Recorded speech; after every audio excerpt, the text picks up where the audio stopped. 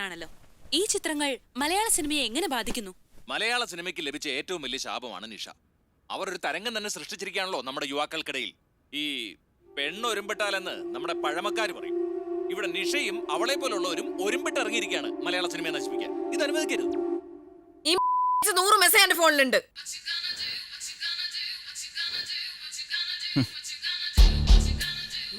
വേർത്തണ്ടില്ലേ അവന്റെ അമ്മയുടെ ഒരു സാരി. ഈ സാരി കൊടുത്ത് ഞാൻ വേലക്കാരിയായിട്ട് അഭിനയിക്കണം. ഇത് മുട്ടുവരെ പൊക്കി കുത്തി കുനിഞ്ഞിരുന്ന നിലം തുടയ്ക്കണം. കുനിഞ്ഞു അങ്ങോട്ട്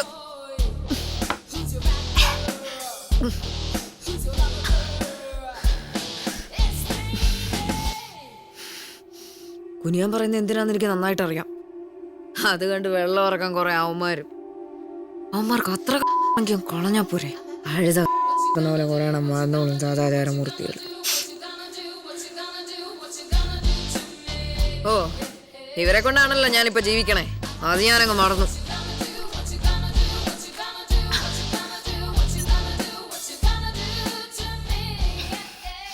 ഇത് തീർന്നോ? ഈ കുന്തം തീർന്നോന്ന്?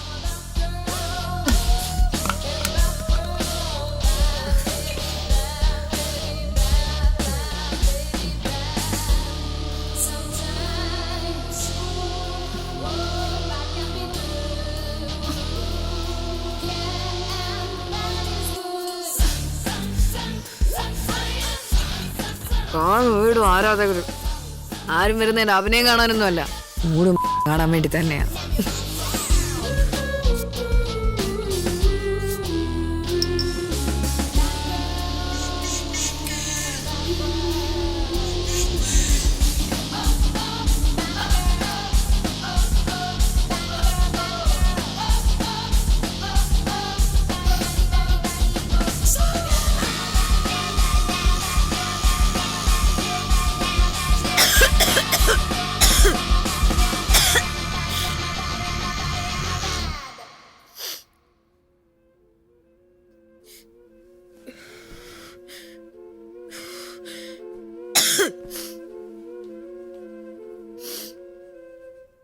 മടുത്തടോ, ശരിക്കും മടുത്തു.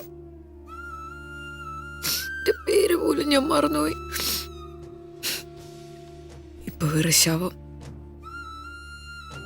ഇത്തിരി മാംസം മാത്രം ബാക്കിയുള്ള ശവം. ഇത് കൊത്തി തിന്നാനും കഴിവന്മാർ കാത്തു നിൽപ്പുണ്ട്.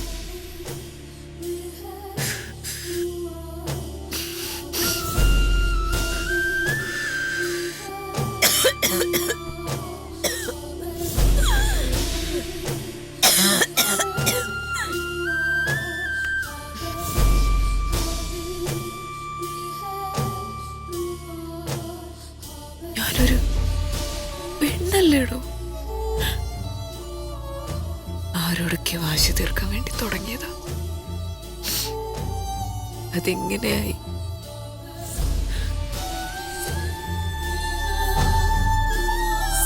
ഒന്നും വേണ്ടായിരുന്നു.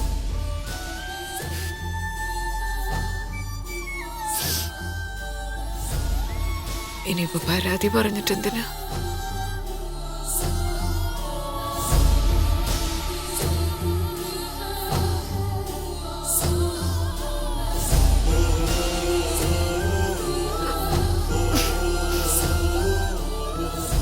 നീ ഭക്ഷണം കഴിച്ചോ? രാത്രി പോയി കിടന്നു.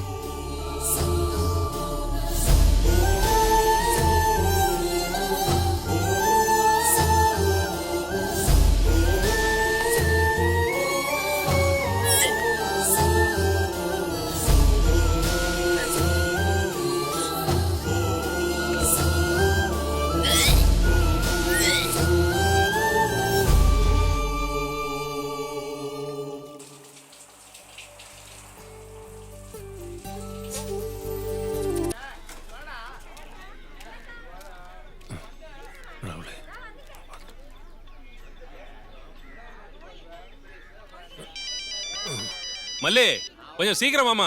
இது உள்ள வச்சிட்டு வந்துடுறேங்க. ஹலோ அம்மா. സെൽവണ്ണ, അഡ്വാൻസ് തരാമെന്ന് പറഞ്ഞ പ്രൊഡ്യൂസർ ഇതുവരെ വന്നില്ല. யாரு? அந்த செட்டியாரா? அவரு கண்டிப்பா வந்துடுவாரு. ഓ,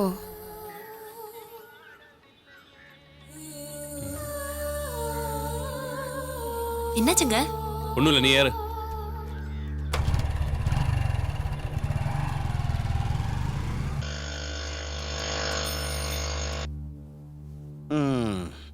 ഈ ചെട്ടിയാർ സാറിന്റെ പടത്തിൽ ആദ്യമായിട്ട് അഭിനയിക്കാൻ കിട്ടുന്നത് നിന്റെ ഭാഗ്യവണ്ണേ.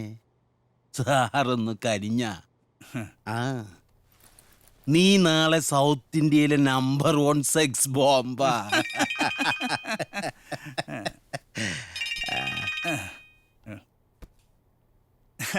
நான் ஏத்தி விட்டாங்கத்தா. இந்த கோலிவுட்டிலும் பாலிவுட்டிலும் டோலிவுட்டிலும் கோட்டி கட்டி பறக்குறாங்க.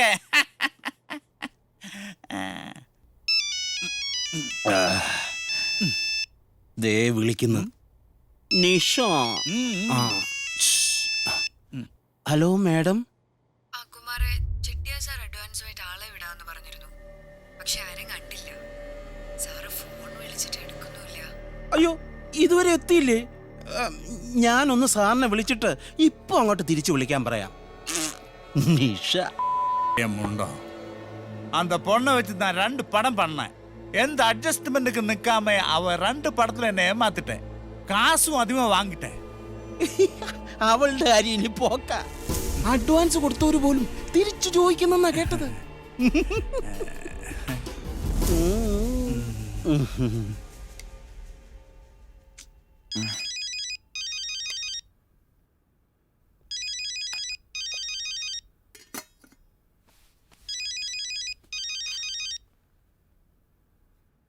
ഹലോ.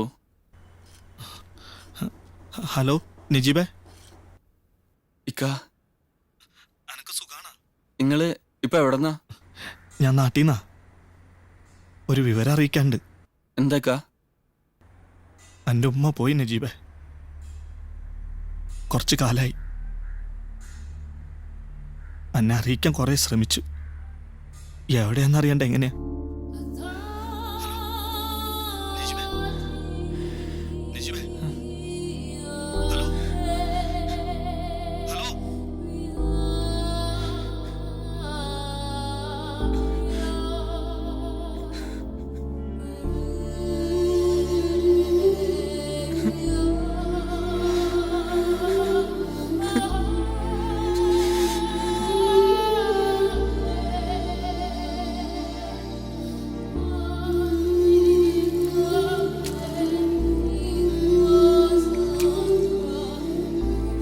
സാവിത്രി, അത്യാവശ്യമായിട്ട് ഹോസ്പിറ്റലിൽ വരെ ഒന്ന് പോകണം. എനിക്ക് വയറ്റിലുണ്ടോന്നൊരു സംശയം. നമുക്കിത് വേണ്ട. നാളെ തന്നെ ഹോസ്പിറ്റലിൽ പോയി ഇത് കളയണം. നീ എന്താ പറഞ്ഞേ? അതങ്ങനെ നീ മാത്രം തീരുമാനിക്കണ്ട സാവിത്രി, പ്ലീസ്. പടച്ചോൻ പൊറുക്കാത്ത കാര്യ നീ പറയണേ. നമ്മുടെ ജീവിതം ഇങ്ങനെയായി. നമുക്ക് ആ കുട്ടീനെങ്കിലും മര്യാദയ്ക്ക് വളർത്തണം. എങ്ങനെ വളർത്തുന്നാ പറഞ്ഞു വരുന്നത്? തെണ്ടുവോ?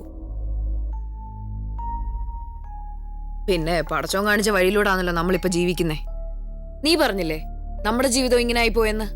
ഇതിലേക്ക് ആ കുട്ടിയെ കൂടെ കൊണ്ടുവരുന്നതായിരിക്കും അതിനോട് ചെയ്യുന്ന ഏറ്റവും വലിയ പാപം. സാവിത്രി, 10 ആളുടെ മുന്നിൽ തല കുനിക്കാതെ നടക്കാൻ പറ്റുമോ കുട്ടിക്ക്? അച്ഛനും അമ്മയും വലിയ പേരാണല്ലോ ഉണ്ടാക്കി വെച്ചിരിക്കുന്നേ. നീ എന്തൊക്കെ ന്യായം പറഞ്ഞാലും ആ കുഞ്ഞിനെ കൊന്നുള്ള പാപം കൂടി തലേക്കേറ്റി വെക്കരുത്. പിന്നൊരു പ്രസവം കഴിഞ്ഞാൽ എന്നെ ആരെങ്കിലും അഭിനയിക്കാൻ വിളിക്കൂ? വളർത്തും പോലും. എനിക്കൊന്നും കേൾക്കണ്ട. നാളെ രാവിലെ തന്നെ ഹോസ്പിറ്റലിൽ പോയി ഇത് കളയണം. എനിക്കിതിനെ വേണ്ട. ഒരു തള്ളയാവുള്ള യോഗമൊന്നും നിന്നെ പോലുള്ളവർക്ക് പറഞ്ഞിട്ടടി.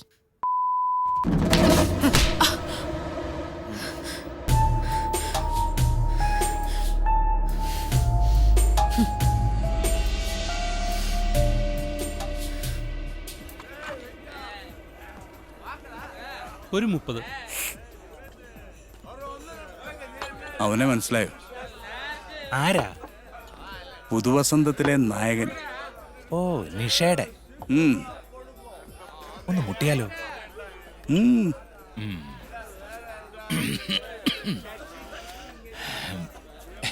പുതുവസന്തത്തിലെ നായകനല്ലേ? എനിക്കറിയാം. ഒരു റിപ്പീറ്റ്. ഡേ, സാറിനൊരു പെഗ് കൊടുക്കടേ. എന്റെ കൊച്ചനെ, നിങ്ങളെ പോലൊരു ഭാഗ്യവാനെ ഞാൻ എന്റെ ജീവിതത്തിൽ കണ്ടിട്ടില്ല. ആ നിഷയുടെ കൂടെ സിനിമയിൽ അഭിനയിക്കുകയും ചെയ്തു, അവളെ തന്നെ കൂടെ പൊറുപ്പിക്കുകയും ചെയ്തു. അതെ, ഞാനൊരു തനി അച്ചായന, വേറെ വേഷം ഒന്നും വിചാരിക്കണ്ട. അവളുടെ പൊക്കിള് കണ്ട അന്ന് മുതൽ തുടങ്ങിയതാ. ഒരേ ഒരു രാത്രി ഞങ്ങൾ രണ്ടുപേരും മാത്രം. ആശാൻ പറ, എന്നാ വേണം? ഉം?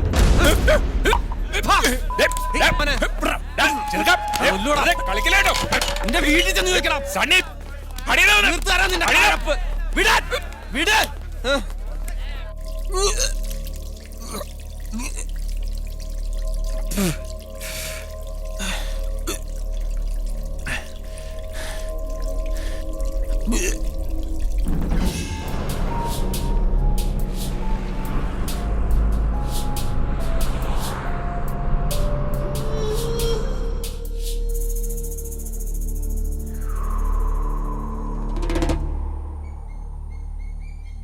എന്ത് കോലാണ്ടത്? നല്ല യാത്രാക്ഷീണുണ്ട്.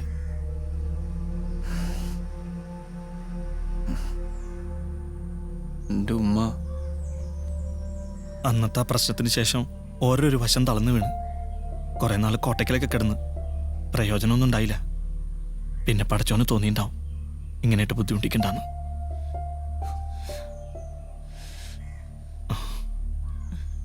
നാട്ടുകാരും പള്ളിക്കാരൊക്കെ മൂസാജിനെ ഒറ്റപ്പെടുത്തി. കച്ചവടവും വീടും ഒക്കെ പോയി. ഒരു മനുഷ്യായുസില് ഇതീ കൂടുതലൊക്കെ എന്തനുഭവിക്കാനാ?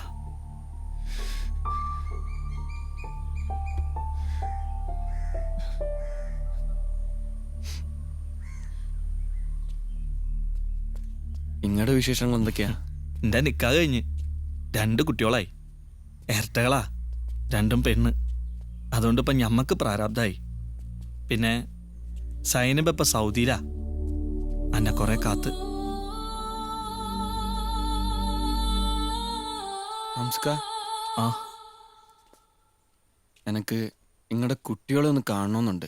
ഇപ്പൊ വേണ്ട നജീബേ, ആ നാട്ടിലേക്ക് അന്നേം കൂട്ടി പോവാച്ചാ അത് ശരിയാവൂല. നിങ്ങളുടെ ഭാര്യ എന്നെ തിരിച്ചറിഞ്ഞ പ്രശ്നമല്ലേ? ഛേ, അതുകൊണ്ടല്ലടാ. നിങ്ങള് കുട്ടികൾക്ക് എന്തെങ്കിലും മേടിച്ചു കൊടുക്ക്.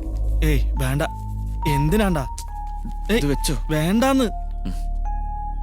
നിങ്ങൾ പോയിക്കോ, ഞാൻ വിളിച്ചോളാം.